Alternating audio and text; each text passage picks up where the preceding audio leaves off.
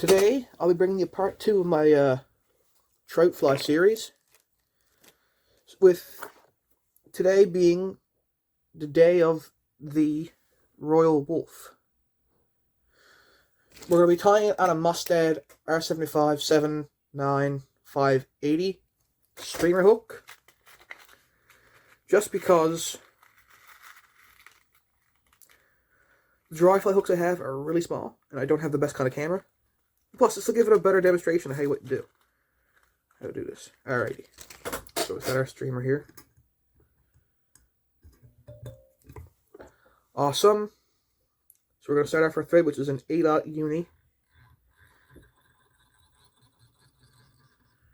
Just going to bring it down this way. A little bit pass.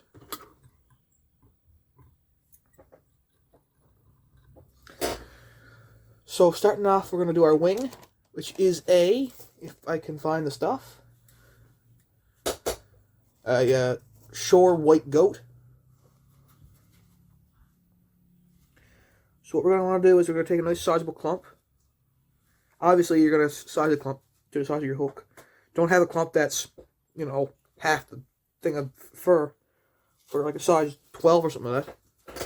That just wouldn't be very ideal. It would also be kind of messy. Alright, so what we're going to do now is just going to pluck the under hairs out of this by nipping it in our fingers here and fanning it out and just dragging our fingers up along the back of the hairs. You can do it with your scissors too, but I just do it with my fingers because, I don't know, force of habit. Now I'm just going to trim the rest of that little there. Then fire it in the stacker.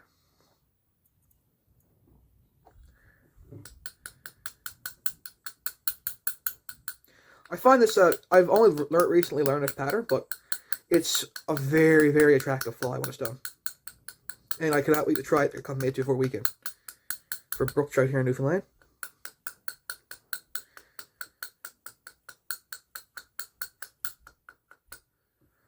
Let's see how that looks now. Oh, that's deadly. Oh, see? My trimming container's found. Alright, awesome. We're going to bring our thread up to about right here. And I'd say for a good wing length is about half the shank of the hook. On the streamer, again, it depends on the size. I'd say half the shank of any hook you're tying. We look nice in this. And I would say that's probably right there. Throw back a little bit. A few loose wraps so it don't sprawl out.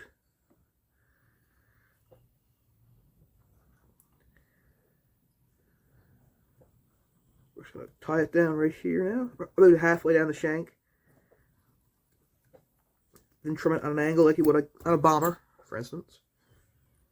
Then we're going to tie that down there. Bring it back up. Now we're going to do our tail, which is moose body.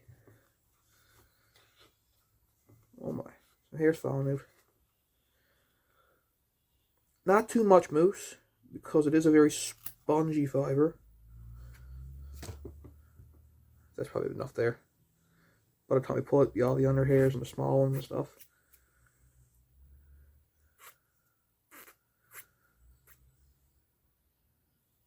Yeah, this is an old pattern, I believe.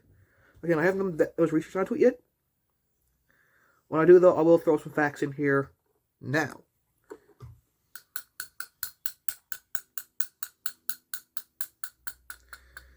Pretty interesting, hey? So, yeah. This is a dry fly. I believe this is a variant off of the Royal Coachman, I think. They look similar. They both got the white wing and stuff into it, but this is a wolf pattern instead.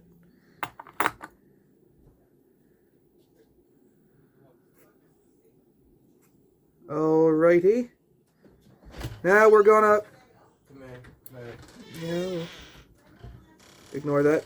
Again, I leave these videos uncut, so if my brother barges in at a very rude time,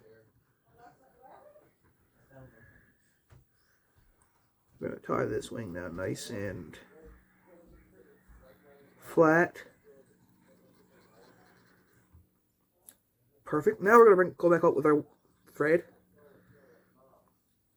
and prop this wing up.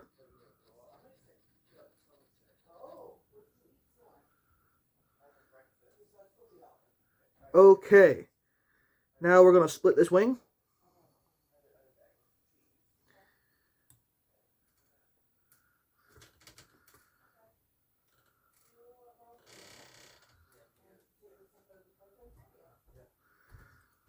Okay, now we're just going to do that again, just in through there and in through here to make a nice split wing.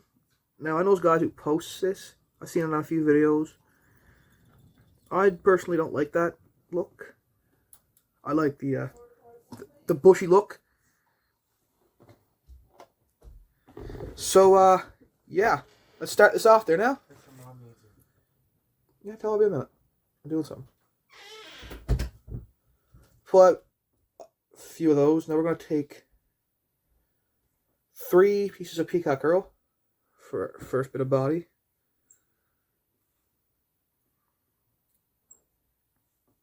We're going to bring this down now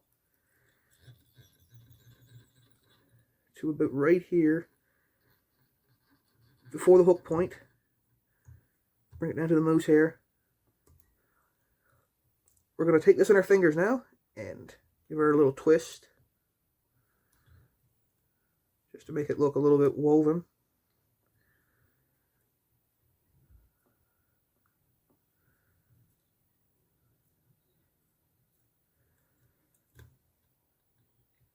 That now is perfect. Now we're going to tie this here off.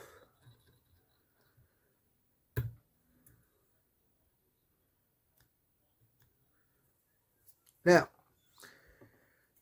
we're going to take our red uni stretch and tie this in the middle of it. This is to basically divide up the body. And I guess it makes the fish more attracted to it. I just find it looks nice when where it divides the body as well.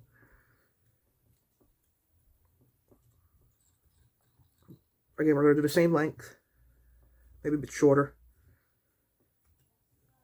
This right here is deadly. I'm going to bring it back there, build a bit of a bulk up there.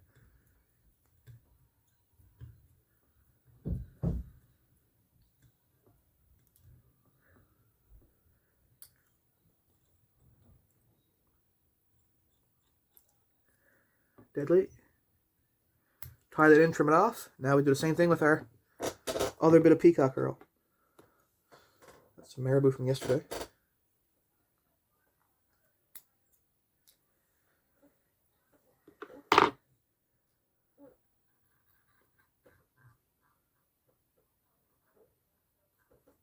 Okay, same thing. In your fingers, twist. Basically spin it up and cord it.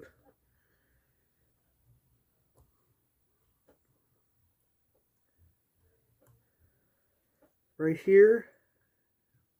I like to leave a little tiny bit of a gap here for my hackle just to tie that in.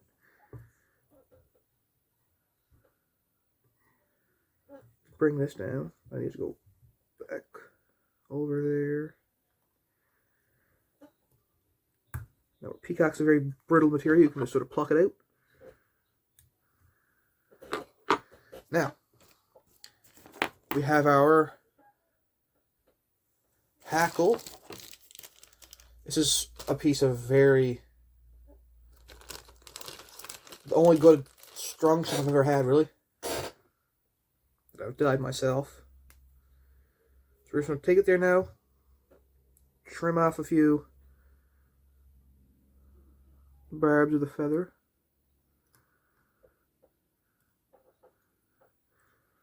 Pull that wing forward a little bit. Tie that in. Now we're going to bring our thread over here. Now we take our hackle and wrap. Nice bushy hackle on this is what you want.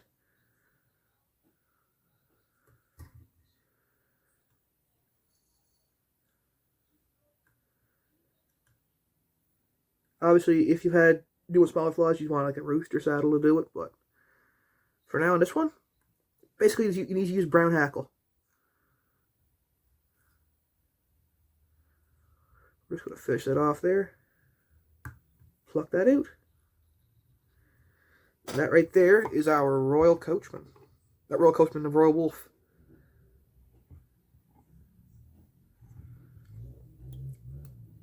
So yeah, this is part 2 of the trout fly tying series. I appreciate you guys watching them and giving all the support. It really means a lot.